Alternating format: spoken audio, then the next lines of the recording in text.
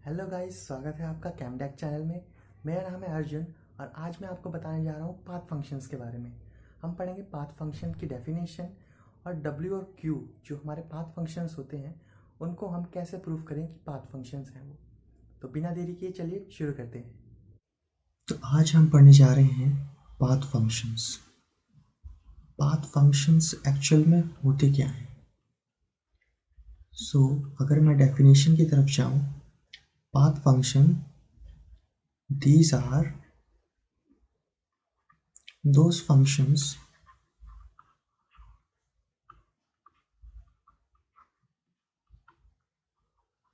which depends upon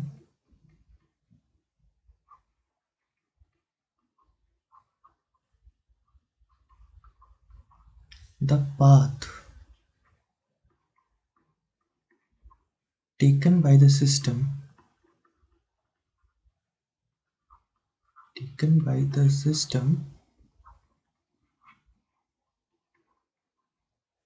to reach a position. अगर मैं simple language में बोलूं तो पाथ फंक्शन वो फंक्शंस होते हैं जो केवल पाथ पे डिपेंड करते हैं। वो इनिशियल और फाइनल पोजीशन पे डिपेंड नहीं करते। वो डिपेंड करते हैं कि इनिशियल से फाइनल पोजीशन तक कैसे गए। इसके कुछ एग्जाम्पल हैं, जैसे work done and heat. W है हमारा वर्क और Q है हमारी हीट। अगर हमारा कोई इनिशियल कंडीशन है यहाँ पे,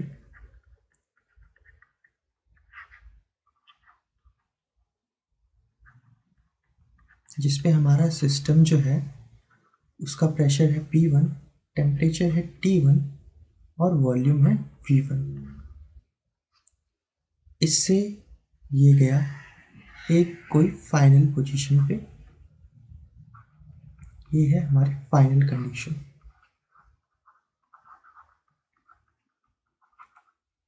इसका प्रेशर है P2, टेम्परेचर है T2 और वॉल्यूम है V2। तो ये जिस पाथ को फॉलो किया, उस पाथ पे डिपेंडेंट होने वाले फंक्शंस को हम पाथ फंक्शंस कहते हैं। अगर मैं यहाँ पे वर्क निकालूं तो सपोज ये आया हमारा W1। ऐसे ही अगर मैं कोई और पाथ फॉलो करूँगा तो उसके लिए हमारा वर्क डिफरेंट होगा, W2। और ऐसे ही अगर कोई तीसरा पाथ होगा हमारा तो उसके लिए वर्क डन डिफरेंट होगा। ये हो जाएगा हमारा W3। अब हम प्रूव करते हैं कि W is a path function. To prove that W is a path function,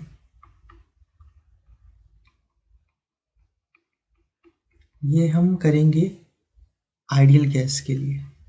आप किसी भी गैस के लिए ये कर सकते हैं। Ideal gas just simple gas equation होती है, इसलिए मैं आइडियल गैस से कर रहा हूँ।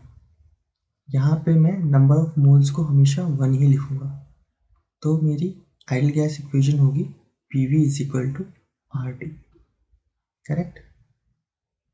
तो हम जानते हैं कि हमारा वर्क डन होता है माइनस P dV। करेक्ट। तो अब मेरा dV क्या है? तो dV निकालने के लिए मुझे आइडियल गैस इक्वेशन का यूज़ करना पड़ेगा। मेरी आइडियल गैस इक्वेशन से मैं लिख सकता हूँ volume is equal to RT by P। Correct. तो इससे मैं देख सकता हूँ कि वॉल्यूम जो है वो डायरेक्ट रिलेशन में है टेम्परेचर के, और वॉल्यूम जो है वो इन्वर्स रिलेशन में है प्रेशर की।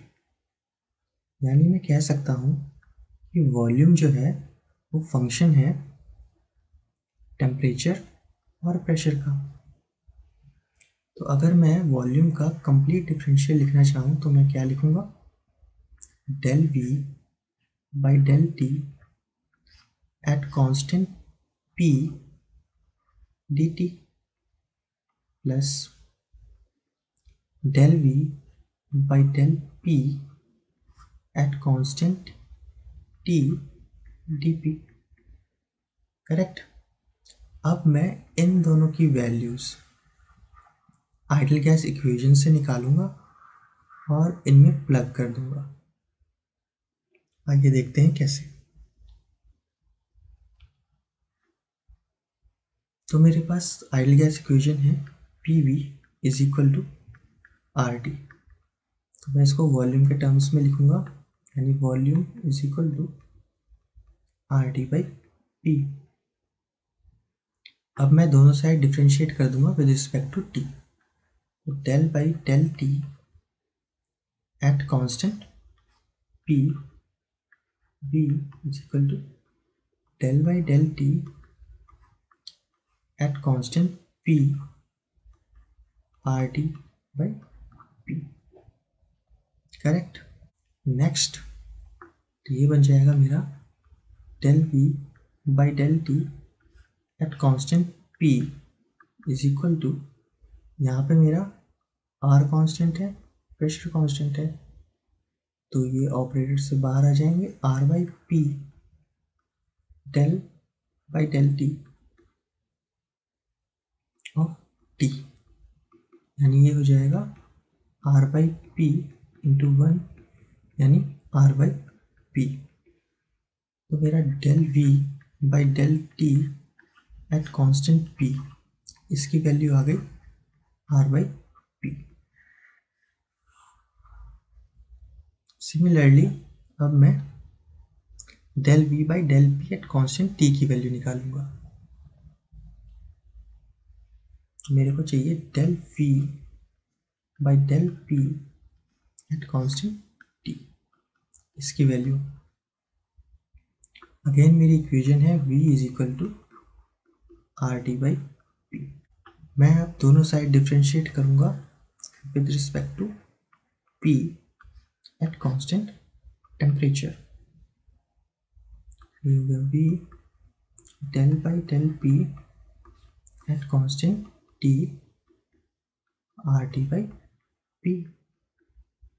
तो यहाँ पे मेरा R कांस्टेंट है, टेम्परेचर कांस्टेंट है, तो ये ऑपरेटर से बाहर आ जाएगा और del by del P of at constant T of 1 by P। 1 by P का डिफरेंशियल होता है मेरे पास -1 बाई P स्क्वायर, तो ये बनेगा -RT बाई P स्क्वायर। ये है यहाँ पे del V by del P at constant temperature, इसकी वैल्यू ये आ गई। अब ये दोनों वैल्यूज जो है मैं dV वाली इस वाली इक्वेशन में पुट कर दूंगा। तो मेरा बनेगा dV is equal to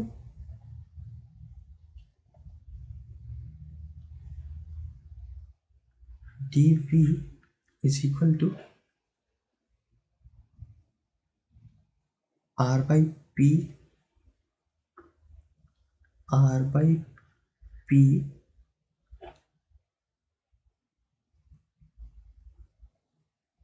dt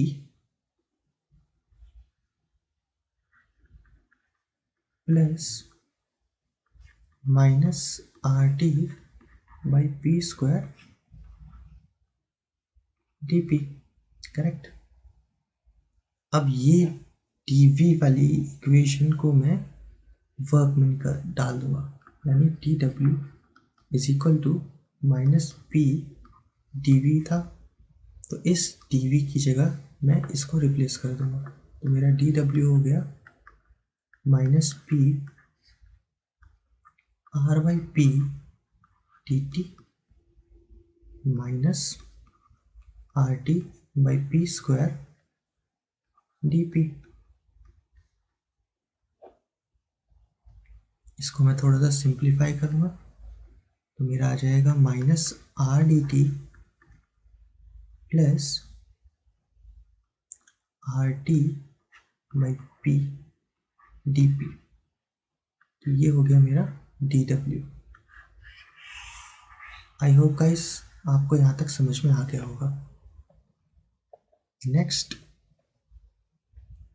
अब ये इक्वेशन जो है मेरी एकदम यूलर्स थ्योरम की तरह है, यानी D Z is equal to M D X plus N D Y.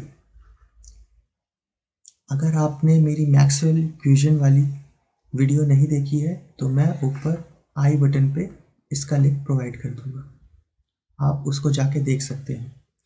तो वहाँ हमने स्टेट फंक्शंस में पढ़ा था कि अगर हमारा कोई फंक्शन z जो है वो इस फॉर्म में लिखा हो, यानी M D X plus N D Y में, तो अगर उसको स्टेट फंक्शन प्रूव करना हो तो हमें क्या प्रूव करना होगा?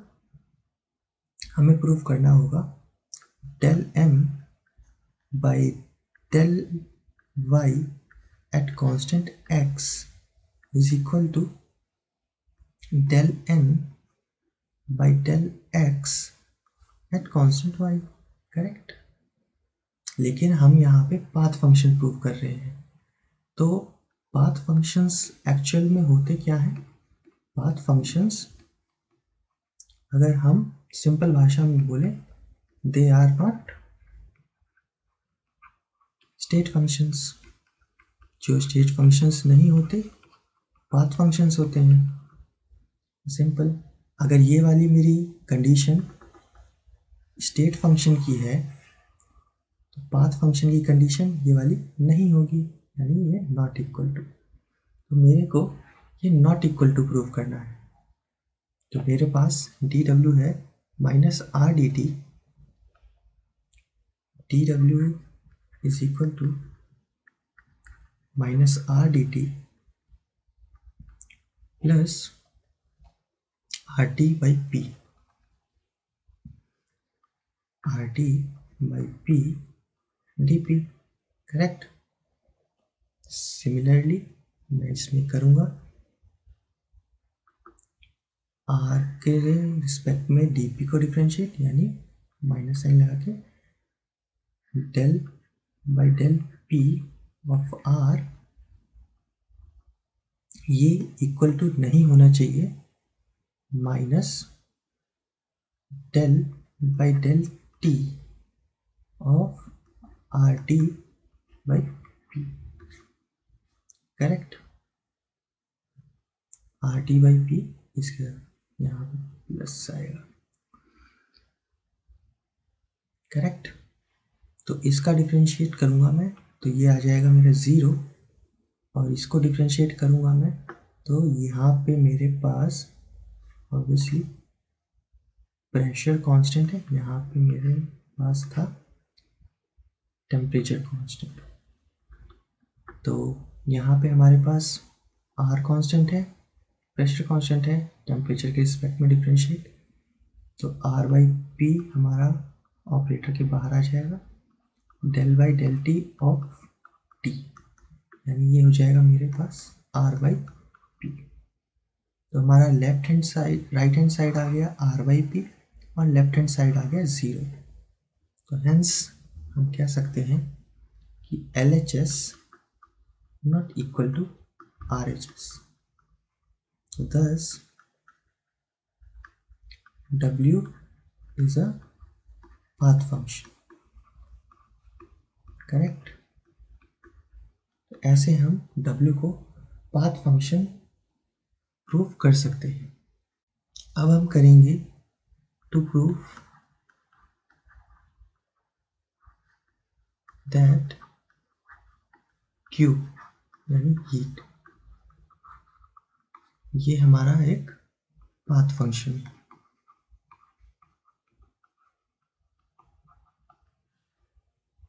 बिल्कुल सिमिलर मैनर में जाएंगे हम, तो यहाँ पे हमें कुछ नई चीज़ें थोड़ी सी पढ़नी पड़ेंगी, जैसे फ्रॉम फर्स्ट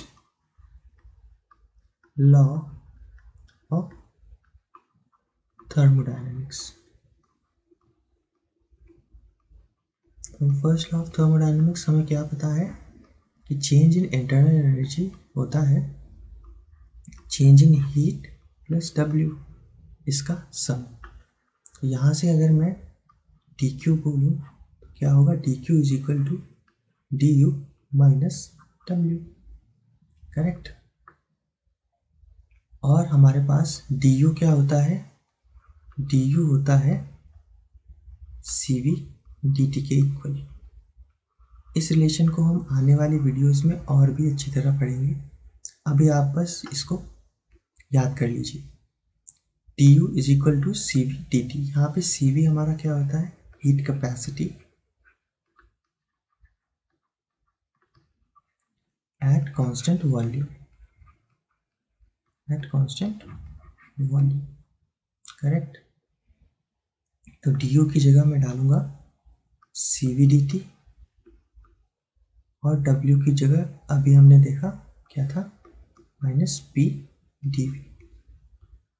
तो ये डी क्यू मेरा बन गया C V D T plus P D V. ये इक्वेशन जो है अगेन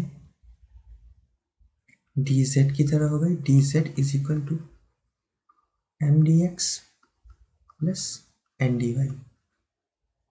तो सिमिलर फैशन में हम इसको भी नॉट इक्वल टू प्रूव करेंगे यूलर्स थ्योरम को।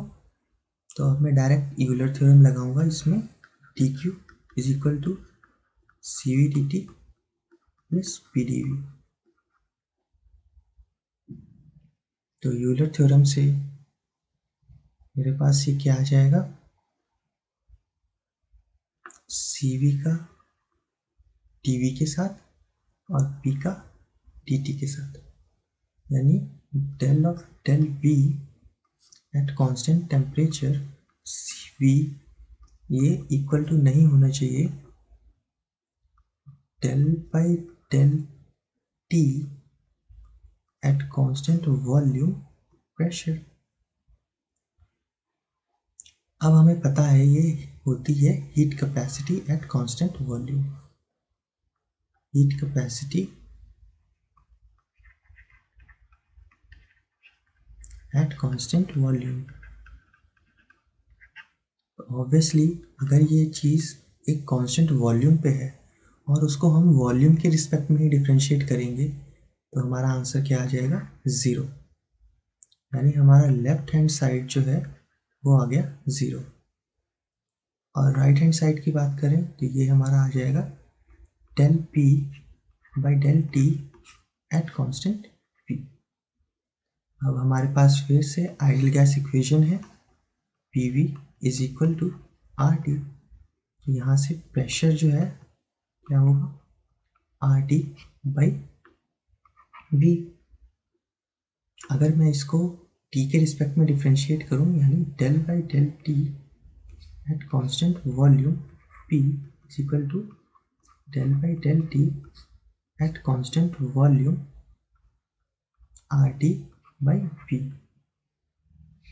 तो ये मेरा कितना आ जाएगा, del P by del T at constant volume is equal to, यहाँ पे मेरा आर कांस्टेंट है, वॉल्यूम कांस्टेंट है, ये दोनों बाहर आ जाएंगे ऑपरेटर से, और टी का डिफ्रेंशिएशन हो जाएगा हमारे पास 1, यानी del P by del T at constant volume की मेरी वैल्यू आ गई R by we.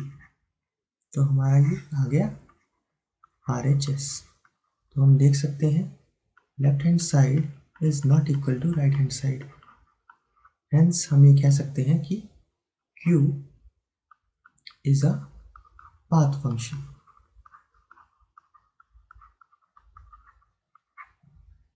I hope guys आपको ये वीडियो पसंद आई होगी। आपको सारे के सारे पाथ फंक्शंस यानी W और Q निकालना आ गए होंगे कि कैसे हम उनको प्रूव करते हैं कि वो पाथ फंक्शंस हैं कि नहीं। आने वाली वीडियो में हम पढ़ेंगे कुछ साइन कन्वेंशंस के बारे में, तो तब तक के लिए हमारे साथ बने रहिए। इस लेक्चर की PDF मैं आपको डिस्क्रिप्शन बॉक्स में प्रोवाइड कर दूंगा। Thank you for watching.